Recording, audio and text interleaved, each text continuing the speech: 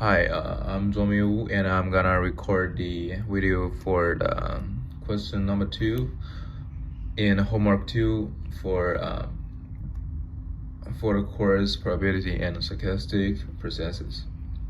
So here's the question. So there are some like signals passed from the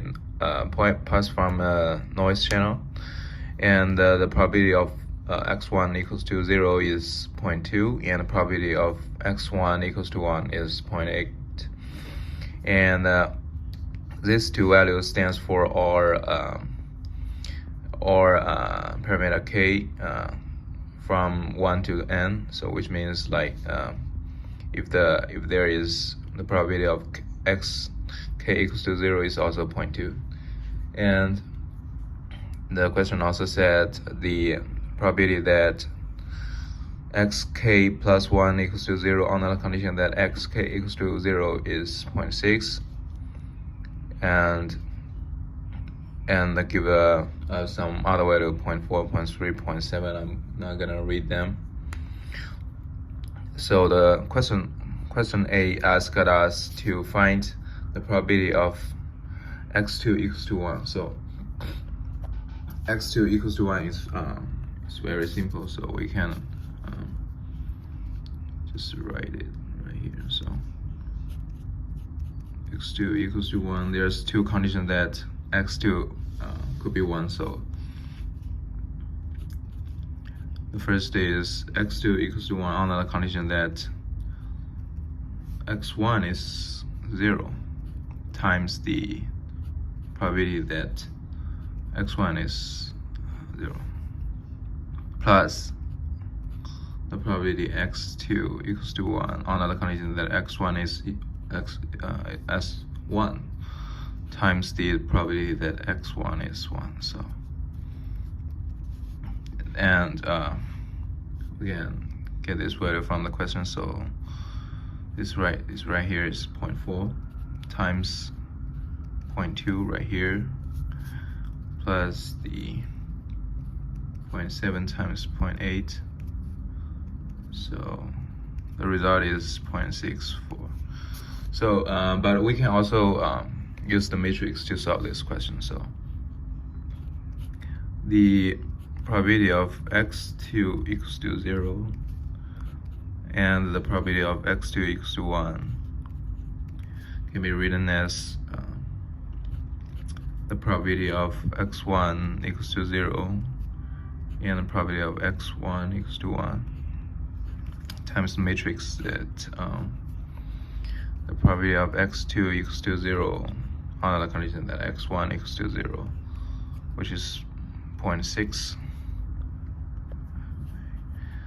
and the probability of x2 equals to 0 under the condition that x1 equals to 1, which is 0.3, and here's probability of x2 equals to 1 under the condition that x1 equals to 0, which is 0.4. So right here is x2 equals to 1 under the condition that x1 equals to 1, which is 0.7. So I may put the value in this equation, so it could be like 0.2 and 0.8 times the matrix.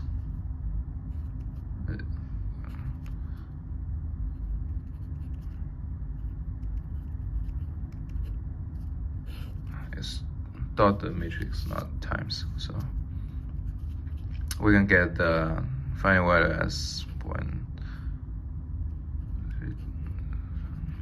So and this value right here is the question A asks us to find out. So it's the probability of px2 equals to 1. So it's right here. So it's 0.64. So let's do the question B. The question B asks us to find the probability that x3 equals to 1. So we can also use the matrix to solve this problem. So we can write the equation as we used in, it's basically the same as the equation we used in question A. So it's probability of x3 equals to 0 and x3 equals to 1 could be written as the equation right here. It's 0.2, 0.8, except we're gonna use the matrix twice.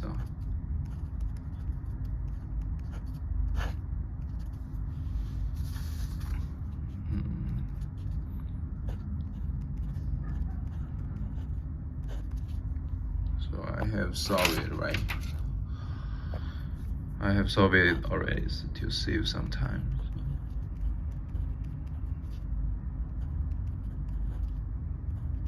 0.61, and the final value will be the 0.408 and 0.592. And the question asks us to find the probability of x3 equals to 1, so it's the value right here. So that's the answer for this question. So we're gonna do the question number C. Okay. I have another paper. So number C asks us to find the probability of x1 equals to 0 under the condition that x3 equals to 0. We can use the value from the last question to find the answer to this question. So the value right here, so 0.48, value in the matrix 0.48, 0.52, 0.39, 0.61. They all have their meanings. So the 0.48 means the probability of x3 equals to 0 under the condition that x1 equals to 0. So it's 0.48. And 0.39 right here is it means the probability of x3 equals to 0 under the condition that x1 equals to 1. So it's 0.39. And the probability of x3 equals to 1 under the condition that x1 equals to 0 is 0.52, and on the condition is 0.61. So we can use these values to find the answer for this question. So the question can be written as the probability of x1 equals to 0 and x3 equals to 1 divided by the probability of x3 equals to 1. And also we can switch the position since the relationship is and, so, and then we're gonna switch it to the equation right here. So it's x3 equals to 1 under the condition that x1 equals to 0 times the probability of x1 equals to 0. And we keep this divider, so it's divided by probability of x3 equals to 1. And then we all know this value, so we can just put the value in this equation. So it's 0.52 times 0.2 and divided by 0.592. So this value we get from the last question. So, and the final value for this question is 0.1176. And the last question, number D, is asked us to find the limitation of the probability xn equals to 0 when n tends to be infinity. So I'm gonna write here. So we can also use the matrix to solve this question. So we can write the probability of x. Sorry, x infinity equals to 0 and probability of x equals to 1 can be written as the limitation of n tends to be infinity 0.2, 0.8 dot the matrix is 3 to the power of n, and at this time n tends to be infinity, so these are constants, so we keep that part. So 0.6 to the power of infinity, which tends to be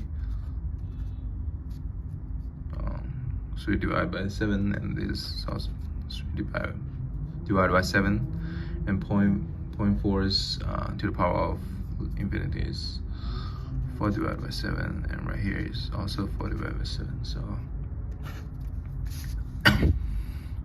the final value is 3 divided by 7 and 4 divided by 7. Since the question asks us to find out the xn equals to 0, so the 3 divided by 7 is the final value we need to find out. So the limitation of probability xn equals to 0 and n tends to be infinity is 3 divided by 7. And thank you for watching.